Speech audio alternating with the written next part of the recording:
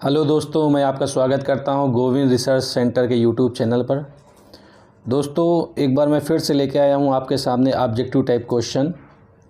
दोस्तों स्टार्ट करते हैं।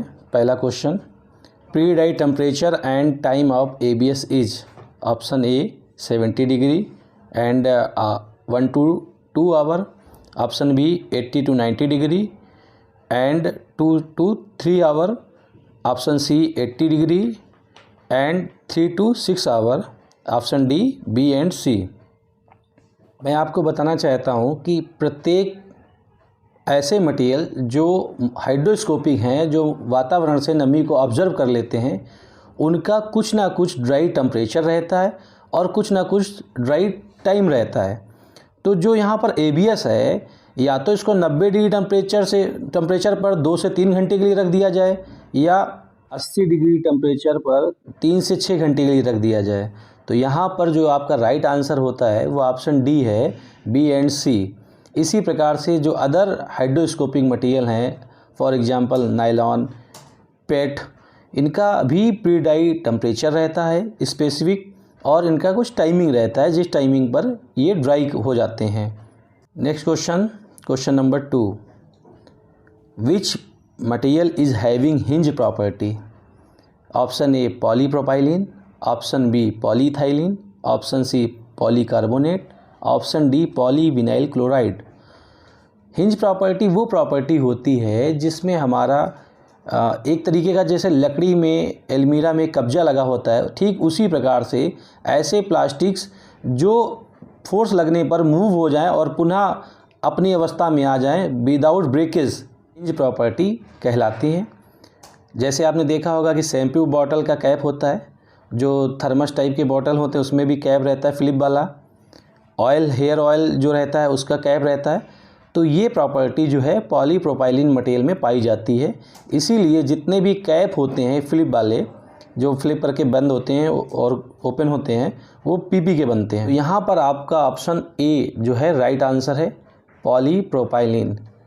Next question, which one material is OPEC?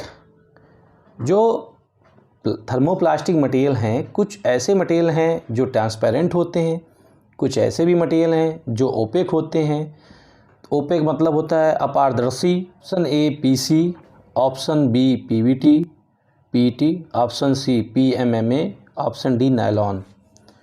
तो जो आपके ट्रांसपेरेंट मटेरियल होते हैं वो आपका पीएमएमए, पीसी, पीटी, पीवीसी, ये आपके ट्रांसपेरेंट मटेरियल हैं। और जो आपका नायलॉन मटेरियल है ये आपका ओपेक मटेरियल है। तो यहाँ पर आपका ऑप्शन डी राइट आंसर है। Next question, which one material is thermoset? Option A epoxy, option B unsaturated polyester, option C aldehydes polymer, option D all of these. जैसा आप जानते हैं कि प्लास्टिक 2 टाइप्स की होती है, जो इसका क्लासिफिकेशन किया गया, थर्मोप्लास्टिक एंड थर्मोसेट प्लास्टिक्स। तो यहाँ पर जो भी ऑप्शन आपके ए बी सी हैं वो सारे थर्मोसेट मटेरियल के हैं। आपका ऑप्शन डी जो है राइट आंसर है। Next question, full form of ASTM is average secret testing material, option B African society for testing and materials, option C American society for testing and materials, option D none of these. तो ASTM का जो full form होता है American society for testing and materials. ये एक प्रकार का standard होता है, मानक, जिसके हिसाब से ही किसी प्रोडक्ट का टेस्ट किया जाता है, और ये अलग अलग प्रोडक्ट का अलग अलग स्टैंडर्ड होता है। Next question, full form of BIS is? Option A bureau of Italian standards, option B bureau of Indian standards, option C British identification standards, option D none of these. दोस्तों, जो ये BIS है इसका full form होता है bureau of Indian standards. कुछ ऐसे product होते हैं जो लोकल अपने इंडिया में ही कंज्यूम किए जाते हैं, तो उनको BIS स्टैंडर्ड के माध्यम से उनका टेस्टिंग किया जाता है। तो ऑप्शन आपका बी राइट आंसर है। Next question, full form of NABL is?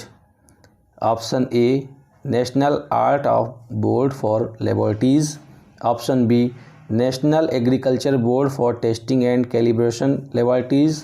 Option C national accreditation board for testing and calibration laboratories. Option D none of these. तो दोस्तों NABL का जो फुल फॉर्म होता है वो होता है national accreditation board for testing and calibration laboratories. तो यहाँ पर ऑप्शन आपका सी राइट आंसर है। Next question, preform is made by. Option A extrusion process, option B blow moulding, option C injection moulding, option D compression moulding. दोस्तों preform क्या होता है कि प्रीफॉर्म पहले इंजेक्शन मोल्डिंग के माध्यम से बना लिया जाता है, देन आफ्टर ब्लो मोल्डिंग जो टेक्निक होती है उसकी माध्यम से प्रीफॉर्म को हीट करके ब्लोइंग देकर बोतल का आर्टिकल में कन्वर्ट कर लिया जाता है। तो यहाँ पर आपसे पूछा गया कि जो प्रीफॉर्म होता है वो किस टेक्निक के द्वारा बनाया जाता है। तो यहाँ पर ऑप्शन आपका सी राइट आंसर है, injection moulding. Next question, which one product is made bye blow moulding techniques. Blow moulding technique के माध्यम से किस प्रकार के प्रोडक्ट बनाए जाते हैं।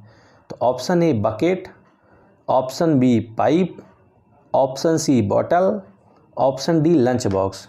तो ब्लो मोल्डिंग टेक्निक के माध्यम से हालो टाइप के प्रोडक्ट बनाए जाते हैं।